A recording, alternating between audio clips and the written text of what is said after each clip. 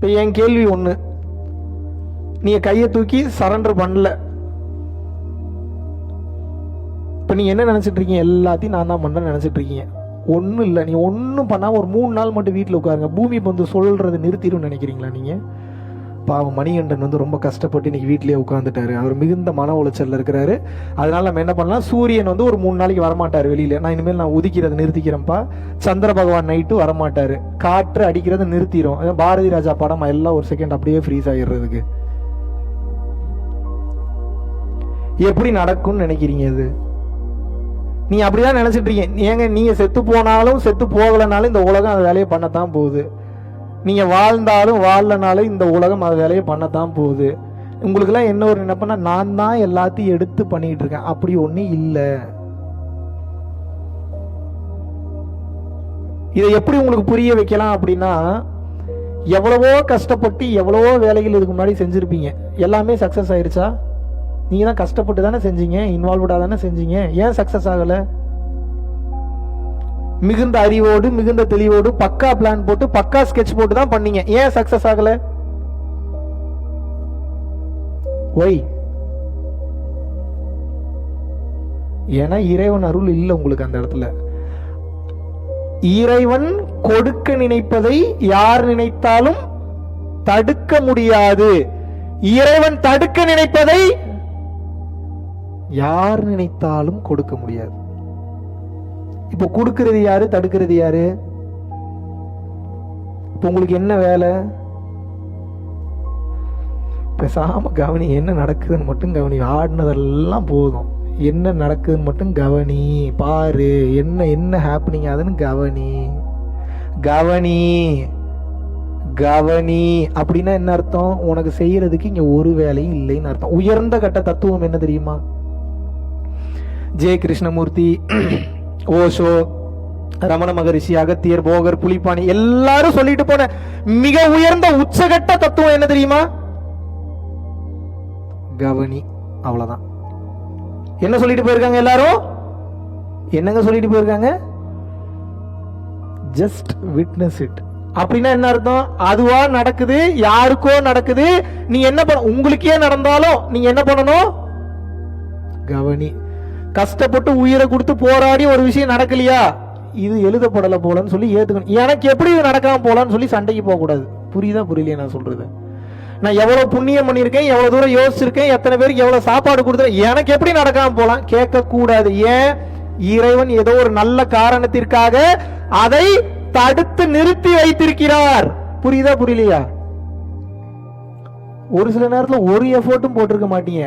டக்குன்னு ஃபோன் பண்ணுவான், வந்து கொடுத்துட்டு போயிடுவான். வச்சுக்கோங்க, எதா வேணா வச்சுக்கோங்க, அது எதா வேணா கொடுத்துட்டு போகலாம். நடந்திருக்கா நடக்கலையா உங்களுக்கு? எத்தனை பேருக்கு நடந்திருக்கு? கை தூக்குங்க. நீங்க எஃபோர்ட்டே போட்டிருக்க மாட்டீங்க, ஏதோ பாசிட்டிவான விஷயம் உங்களுக்கு லைஃப்ல நடந்திருக்கும். Yes or no? எப்படி நடக்குது? டிசைன்ல இருக்கு சார். அது எதுல இருக்கு? டிசைன்ல இருக்கு. எந்த டிசைன்ல இருக்கு? உங்க லைஃப் டிசைன்ல அது நடந்தாகணும்னு இருக்குது. அதனால அது நடக்குது. இல்லாட்டினா அது நடக்கிறதுக்கு வாய்ப்பு கிடையாது.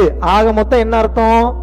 அவனின்றி ஓர் அணுவும், இது பாட்டா மனப்பாடம் பண்ணி வச்சுக்கிறதுக்கு இல்ல, அதை ஆராய்ச்சி பண்ணி கவனிக்கணும்.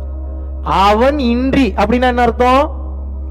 அவன் இல்லாமல், அவன் அனுமதி கொடுக்காமல், அவன் ஆசீர்வாதம் செய்யாமல் இங்கே ஓர் அணுவும் அப்படின்னா என்ன? ஒரு ஆட்டம் கூட நகராதான். ஒரு ஆட்டமே நகராதுன்னா உங்களுக்கு நடக்கக்கூடிய ஒரு நல்லது ஒரு கெட்டது அவனுக்கு தெரிஞ்சு நடக்குமா தெரியாம நடக்குமா? தெரிஞ்சு நடக்குமா தெரியாம நடக்குமா? அப்படின்னா என்ன அர்த்தம்? டிசைன்ல இருக்குன்னு அர்த்தம். ஒருத்தர் என்ன நல்லது பண்ணாலும் அவனுக்கு நல்லதே நடக்காது. காரணம் என்ன? அவ்வளவு பாவம் பண்ணியிருக்கான். ஸ்டில் ஹி ஹாஸ் டு வெயிட்னு அர்த்தம். ஒருத்தன் ஒரு நல்லதுமே பண்ணியிருக்க மாட்டான். சொன்னதை கேட்டு அடுத்த நாள் போய் சரி சொன்னதை செய்வன்னு முதல் டைம் செஞ்சிருப்பான். அது எப்ப செய்யறானோ செஞ்ச அடுத்த நாள்ல இருந்தே அவனுக்கு ஃபுல்லா நல்லதா நடக்க ஆரம்பிக்கும். இது எப்படி? டிசைன்ல இருக்கு.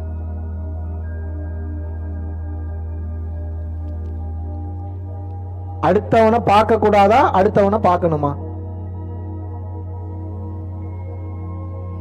தத்துவம் என்னங்க சொல்லுது? அடுத்தவனை பார்க்காதன்றது நல்ல தத்துவமா, அடுத்தவனை பாருன்றது நல்ல தத்துவமா? ரெண்டுமே நல்ல தத்துவம் தான். எப்ப பார்க்க கூடாது, எப்ப பார்க்கணும்னு தெரியணும், அவ்வளவுதான். நல்லா புரிஞ்சுங்க. எப்ப பார்க்க கூடாது அப்படின்னா, 4 பேர் உங்களை தப்பு தப்பா பேசுறான் அப்படின்னா அந்த நேரத்தில் அதை லிசன் பண்ணக்கூடாது. உண்மையாவே தப்பு இருக்கு அப்படின்னா நீங்க திருத்திக்கணும். உங்க மேல தப்பு இல்லை, பட் தப்பு தப்பா பேசுறான்னா அப்ப அடுத்தவனை பார்க்க கூடாது. புரிஞ்சுதா? இப்ப இறைவன் அருள் வேணும், ஒருத்தன் கஷ்டப்பட்டு இருக்கான், அப்ப என்ன பண்ணணும்? அடுத்தவனை பார்க்கணும். இந்த உலகம் பல புதிர்களை உங்கள் வாழ்க்கையில் மறைத்து சூட்சமமாக ஒளிச்சு வச்சிருக்குது. இப்ப மணி எத்தனை எக்ஸாக்டா சொல்லணும்னா, இன்னும் 11 மணி ஆகிறதுக்கு இன்னொரு 10 நிமிஷம் இருக்கு. அப்படிதானே?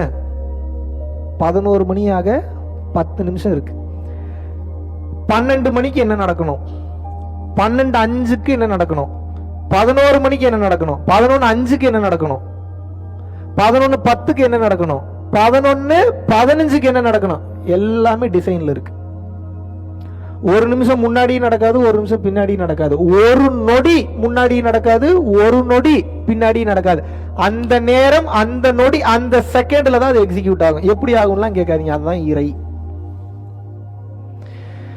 இதை புரிஞ்சுக்கிட்டீங்கன்னாவே கூலாயிருவீங்க. நீங்க அமைதியாயிரும் மனசு. நீ எத்தனை பயிற்சி பண்ணாலும் அமைதியாகாத மனசு ஒரே விஷயத்தை புரிஞ்சுக்கிட்டீங்கன்னா அமைதியாயிரும். எது தெரியுமா? எதுவும் உங்க கண்ட்ரோல்ல இல்ல. ஸ்ட்ரெஸ்னா என்னங்க? நீங்க சொல்லுங்க, ஸ்ட்ரெஸ்னா என்ன? டிரான்ஸ்லேட் பண்ணி சொல்லுங்க. மைண்ட் ஸ்ட்ரெஸ்னா தான் மன அழுத்தம். ஸ்ட்ரெஸ்னா என்ன?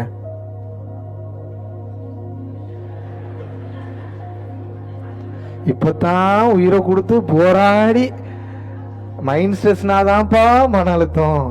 ஸ்ட்ரெஸ் என்னன்னா மன அழுத்தம். அப்படி கரெக்டா சொன்னீங்க. சொல்லுங்க, ஸ்ட்ரெஸ்னா என்ன?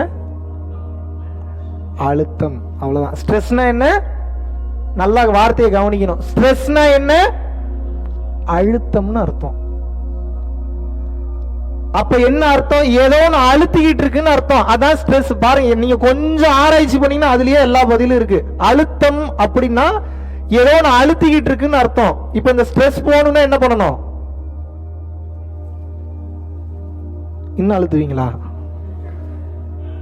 எப்படியாவது இதை நான் எடுத்தே ஆகுங்க. ஸ்ட்ரெஸ் இன்னும் அழுத்து, இன்னும் செத்து போயிருவீங்க ஒரு கட்டத்துக்கு மேல, மூச்சு விட முடியாம. எப்படி வசதி? ஸ்ட்ரெஸ்னா என்ன? அழுத்தம். இந்த அழுத்தம் போகணும்னா என்ன பண்ணணும்?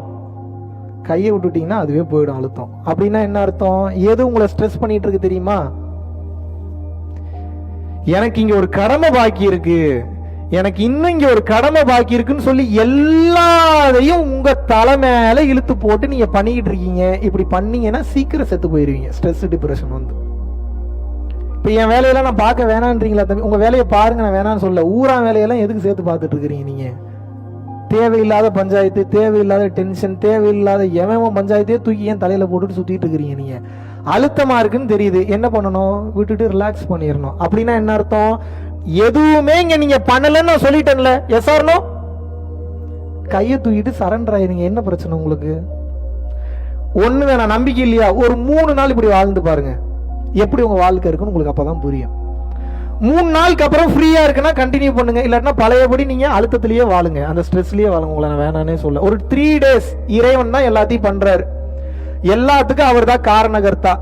அனைத்து வலிமையும், அனைத்து ஆற்றலும், அனைத்து சக்தியும் அவரிடம்தான் இருக்கிறது, அவரிடம்தான் உள்ளது. அவர்தான் அனைத்திற்கும் காரணகர்த்தா என்பதை நீங்கள் உணர்ந்து என்ன பண்ணணும்? கையை தூக்கிட்டு சரண்டர் ஆயிருங்க. அழுத்தம் போயிடும்.